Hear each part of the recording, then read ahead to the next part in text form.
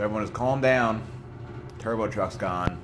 Now this fine specimen is in the garage. I am just going to try and get this thing running and driving so it's not just sitting in my yard all winter, because once things sit, they kind of just sit. So here's what's going on with this, and you can follow along in the joy this is going to be. So aside from the obvious cosmetic damage, there's two issues with this car. One, it doesn't start, and it literally doesn't do anything. With the battery in it, you turn the key, no click, nothing. So the other issue is the transmission linkage, which I'm not sure if you'll be able to see up here, but from the column shifter right there down the transmission, when Casey, the guy I got this off of, changed the motor, somehow that got disconnected in the whole mayhem. It kind of fell out. So the shifter doesn't do anything right now. It's kind of all loosey-goosey in there. And I kind of have a feeling that the not starting issue is because the neutral safety switch does not think it's in park, so it's not applying any voltage to the starter. Even though the shifter is, I'm guessing something's just binding up or who knows what. And I apologize for the racket. It's the heater. But it's 19 degrees, so I really don't want to turn it off. So you're just going to have to deal with the 1950s mobile home heater kind of cackling in the background for this video.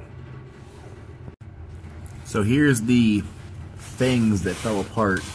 This is actually the first time I looked at it to try and see what happened.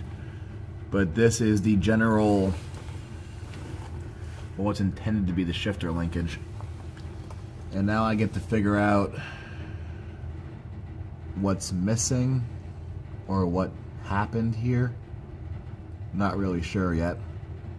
But if I can get this connected, then at least it'll shift. Well, there's like 4 pieces missing from this shift linkage, so hose clamp it is, but it does actually function now. Check out the action.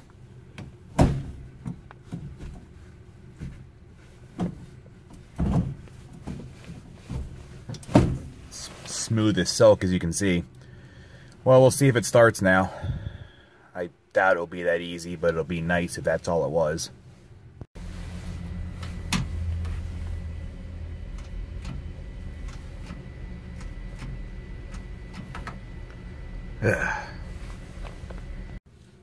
I put a test light on the solenoid trigger wire on the starter, so when I turn the key it should light up.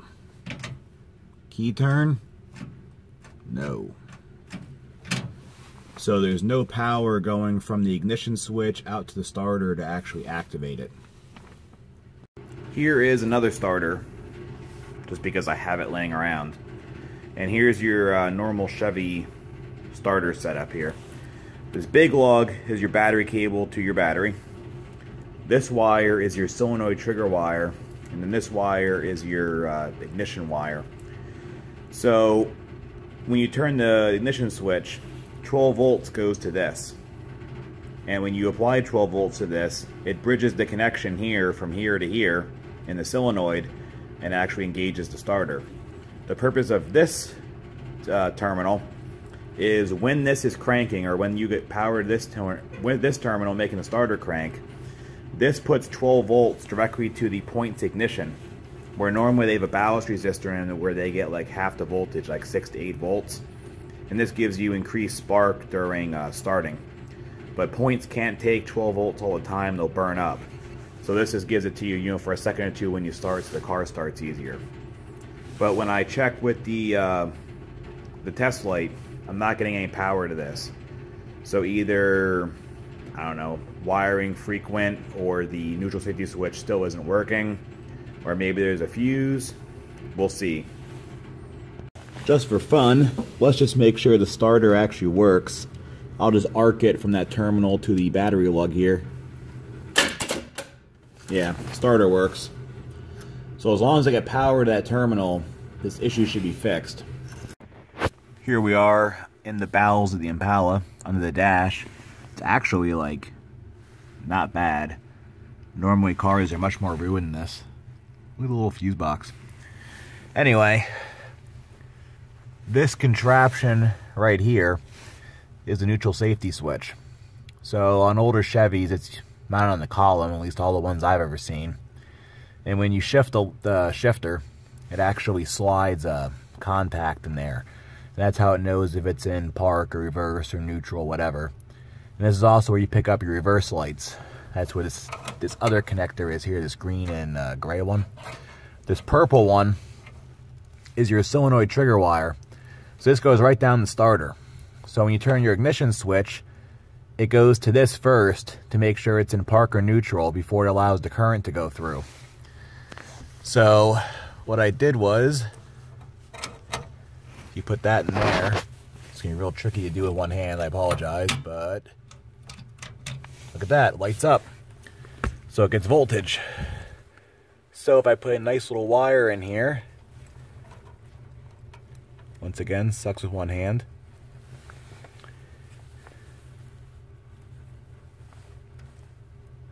There you go.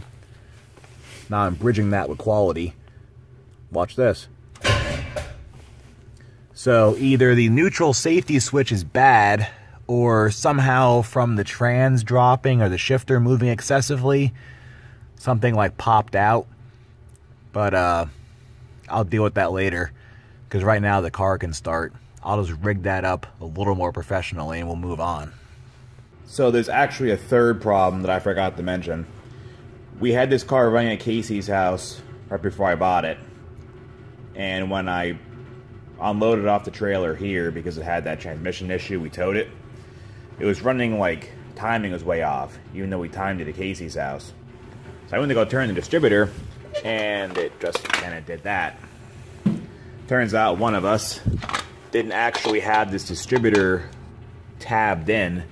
There's a little tab right there that orients it. So we just kind of plopped it down and put the locks on it. So it isn't, I don't even know if it's timed right or what. So I'm just going to re-base time it. So I covered this in another video, but I'll cover it again. You got to pull the number one spark plug on a Chevy. It's the first one on the driver's side. What I'm going to do is I'm going to turn the crank over with a ratchet, and this, because this is a newer small block Chevy, it has a 5/8 inch bolt in the bottom. And when this piston's coming up on the compression stroke, it's going to push air out. So I just put my thumb over it until I feel it push my thumb off, or it makes kind of like a noise. Then you know it's coming up on the compression stroke. Then whenever it does that, your distributor rotor should be pointing at number one. If it isn't, you have to either restab the distributor till it's correct, or rearrange your wires until they work that way too. So I'll do that now and continue. Okay, I did that because I don't have enough thumbs to film it and do it at the same time. But you can tell you did it right if you feel it pushing your thumb off and your timing mark's up. That means you're on the compression stroke. This timing mark's going to come around twice, once on the exhaust stroke, once on the compression. And as long as you're pushing air out of the cylinder and that's showing on the timing marks, you're on the compression stroke, or at least close enough. Surprising news is we actually base timed this right. So the distributor must just have popped off or something, because this should be pointing on a Chevy at the number one cylinder. Now, it doesn't matter where it points. People will disagree with this, but I tell you it's the truth. All that matters is that points where you want to run your number one wire. It can be pointing anywhere you want. You just have to put the number one wire on that cylinder and put it in the right order. On a Chevy, the firing order is 184-36572. Yes, I have that memorized. So now all I need to do is put the cap back on, make sure the wires are in the right order, and in theory, this thing should start. I got all the wires back on, so let's see if that is roughly close enough to start. Yeah.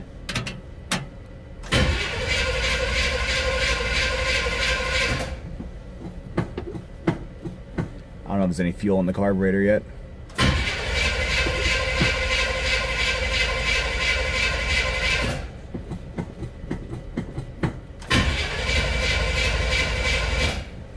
Let me give it some more starting juice.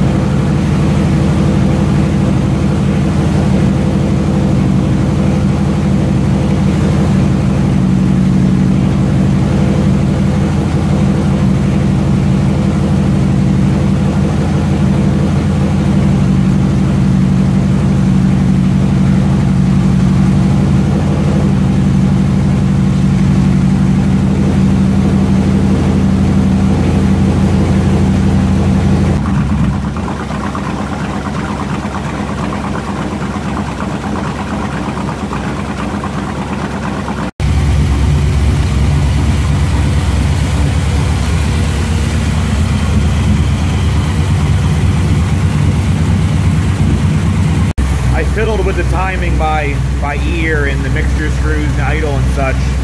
Got it running a little better now. The fuel and the exhaust smell really bad. Like, it smells like it's burning wood. Like, that's how old and stale this gas is. But it's running. Tomorrow I'll remember my timing light and I'll actually be able to set the timing on it. We'll see how it runs after everything's set up right. And I'll put the fan on it because it's already at like 190. But it's pretty cold out, so it can run a little while. But then I'll see how it runs all together.